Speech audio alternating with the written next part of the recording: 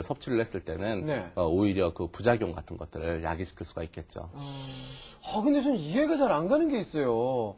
아니, 왜 이 야채나 과일들을 꼭 즙을 내서 먹어야 되나요? 아니, 그냥 이렇게 튼튼한 이로 이렇게 씹어서 먹으면 더 좋지 않을까 하는 생각이 들거든요, 교수님. 네, 예를 들어서 이 사과를 먹는다고 생각을 해보시면요. 네네. 이 사과를 그냥 씹어가지고 섭취를 했을 때 사과 하나가 위장을 통과하는 시간이 한 3시간 정도가 걸려요. 네. 근데 사과를 즙을 내가지고 섭취를 하게 되면은 한 15분 정도 만에 이 위장을 통과하게 되고요. 또 흡수되는 율을 보게 되면요. 예. 이 즙으로 흡수되는 것은 한 90% 정도가 거의 대부분이 흡수가 되지만, 이것을 그냥 씹어가지고 먹었을 때 이때는 50% 정도밖에 흡수가 안 됩니다. 네, 그렇다고 해서 씹어 먹는 게 나쁘다는 건 아니고요. 씹어 먹게 되면 또 이제 풍부한 식이섬유를 섭취할 수 있기 때문에 장 기능을 개선시키는 효과가 있으니까 적절하게 이렇게 드시는 것이 좋을 것 같습니다. 네. 소화 기능이 좋으니까 또 네. 소화가 잘 안 돼서 고생하시는 분들이 좀 도움이 될까요? 아까도 말씀드린 대로 아밀라제라는 효소가 들어있기 때문에 얼핏 생각하기에는 소화에 도움이 많이 될 것이다라고 이제 생각을 하시는데요. 네. 의외로 우리 주변에서 녹즙을 섭취한 다음에 설사 같은 부작용을 호소하시는 환자분들이 많이 계세요. 한방에서는 사상체질을 많이 얘기하지 않습니까? 네. 이 사상인 중에서 특히 이제 소음인의 경우에는 위장관 기능이 선천적으로 약한 약한 군에 속하거든요. 이렇게 위장 기능이 약한 상태에서 이 차가운 성질의 우리 생야채로 만들었기 때문에 녹즙은 차가운 성질을 가지고 있다고 보통 얘기를 하거든요. 이런 차가운 성질의 녹즙을 섭취를 했을 때는 이 설사 같은 오히려 부작용을 야기시킬 수 있습니다. 맞아요. 말씀 듣고 가만히 생각을 해보니까 주변 분들이 하도 아침에 식전에 일어나자마자 녹즙을 먹으라고 그러면 몸에 좋다고 그래서 제가 좀 먹어봤는데 저는 속이 더부룩해지더라고요. 근데 이 녹즙이 꼭 아침에 먹어야 좋은 건지 언제 먹는 게 가장 효과적이고 몸에서 잘 받아들일지 그게 저는 굉장히 궁금했었거든요. 네, 보통 섭취율만 생각을 하게 되면은 이 식전 30분 정도라든지 아니면 밥 먹은 다음에 2시간 정도 이후에 섭취를 하는 게 가장 좋다고 일반적으로 얘기를 하시는데요. 보통 아침 식사를 안 하시고 대신 녹즙으로 이렇게 때우시는 그런 그런 분들도 또 이제 많이 볼 수가 있는데 사람이 지나면서 세 끼를 먹는 게 정상이라고 보통 알려져 있지 않습니까? 그렇듯이 우리 생체 리듬은 하루에 정상적인 세 끼의 식사를 하는 것이 가장 좋고요. 녹즙으로 식사를 대용하는 것은 별로 좋은 방법이 아니라고 볼 수가 있습니다. 그렇군요. 뭐든지 그런 것 같아요. 자기를 아는 거. 이 녹즙이 또 많이 복용을 하면은 간 손상의 위험도 있다고 하는데요. 하루에 얼마나 먹는 것이 좋을까요? 네, 외국의 경우에는 이 녹즙을 치료용으로 해가지고 1리터 내지 무려 한 2리터 정도까지 매일마다 복용을 하라고 권고하는 그런 병원들도 있긴 해요. 근데 우리나라의 사람들한테는 그게 좀 잘 안 맞는다고 보통 보여지거든요. 일반적인 경우에는 200ml, 우리 컵 한 잔 정도 있잖아요. 그 정도에서 시작을 하셔가지고, 이 사람마다 이 녹즙의 양 자체가 좀 틀릴 수가 있거든요.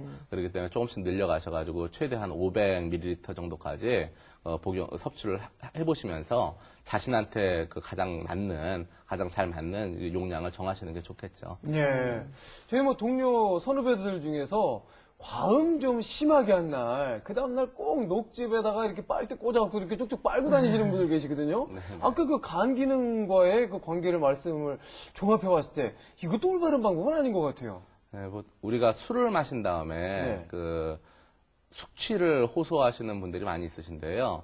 이 대표적인 원인이 되는 물질이 아세트알데하이드라는 물질입니다. 이게 술을 마신 다음에 몸에서 이제 발생을 하는 건데, 이 아세트알데하이드를 분해시켜주는 가장 좋은 식품 중에 하나가 감식초 같은 것들이에요.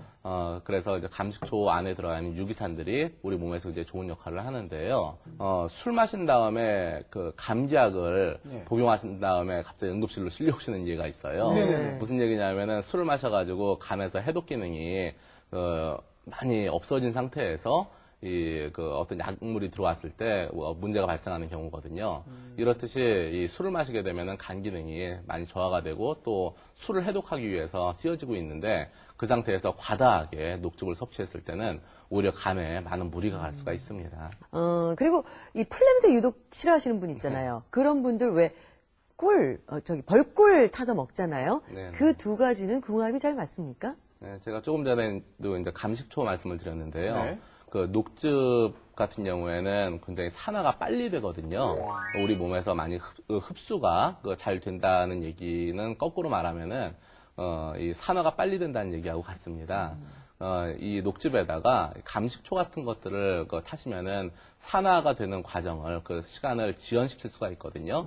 그렇기 때문에 감식초 같은 것들을 많이 타시고요.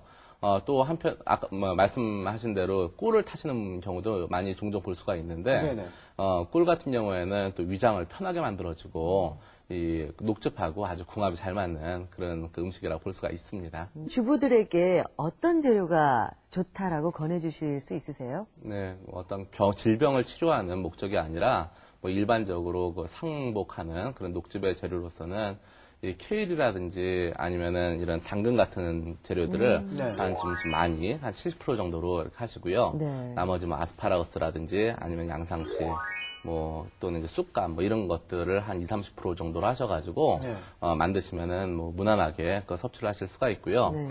또 좀 텁텁한 맛을 싫어하시는 분들이 있으시잖아요. 네. 이런 경우에는 사과 같은 과일을 더 첨가를 하게 되면은 더 깔끔한 맛을 낼 수가 있습니다. 보통 이렇게 녹색이 진할수록 엽록소라든지 아니면 비타민 C 같은 성분들이 많이 들어가 있다고 얘기를 하는데요. 여성의 경우에는 빈혈을 호소하시는 경우가 많지 않습니까? 예. 이 빈혈을 예방하는 데 있어가지고 이런 엽록소라든지 또 아니면 비타민 C 같은 성분들이 아주 좋은 역할을 하기 때문에 이 녹즙을 드시는 습관 자체가 이 빈혈을 예방하는데 도움을 줄 수가 있습니다. 네, 녹즙의 올바른 복용법을 알려주신 유화승 교수님 고맙습니다. 감사합니다. 살림의 여왕에서는요, 생활의 지혜, 그리고 또 건강의 지혜를 가진 살림의 여왕님들의 추천을 받고 있습니다. 그리고 또요, 이 식품 첨가물에 관한 여러분들의 다양한 궁금증 많이 계시리라 믿는데요. 홈페이지로 여러분들의 많은 궁금증 올려주시면 저희가 풀어드리도록 노력하겠습니다. 네, 내일은요, 겨울 인테리어 제3탄 크리스마스 인테리어 준비했습니다. 오전 11시 변함없이 찾아뵙겠습니다. 고맙습니다. 감사합니다.